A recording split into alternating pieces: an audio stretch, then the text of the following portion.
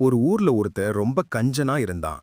சம்பாதிச்ச காச செலவு பண்ணாம ஒரு மண் பானையில போட்டு வீட்டுக்கு பின்னால ஆழமா புதைச்சு வச்சான்.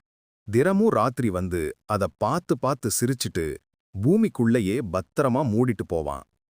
இத பார்த்துட்ட ஒரு திருடன் ஒரு நாள் ராத்திரி அந்த தங்கத்தை எல்லாம் திருடிட்டு ஓடிட்டான். மறுநாள் வந்து கஞ்சன் பார்த்தா பானை காலியா இருந்துச்சு. அவன் தலையில அடிச்சுக்கிட்டு ஓன்னு அழுதான். ஊர் மக்கள் கூடி வந்தப்ப ஒரு அறிவாளி பெரியவர் கேட்டாரு, நீ அந்த தங்கத்தை செலவாவது செஞ்சியா இல்ல யாருக்காவது உதவவாவது செஞ்சியா?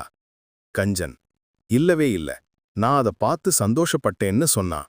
உடனே பெரியவர், அப்ப கவலைப்படாதே, அந்த பானையில நிறைய கல்லுங்களை நிரப்பி புதைச்சிடு.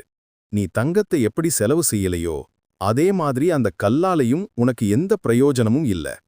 ஆனா உன் புதையல் அங்கேயே இருக்குன்னு நீ சந்தோஷப்படலாம்னு சொன்னாரு. நீதி: சும்மா பூட்டி வைக்கிற செல்வம் வெறும் கல்லுக்கு சமம்.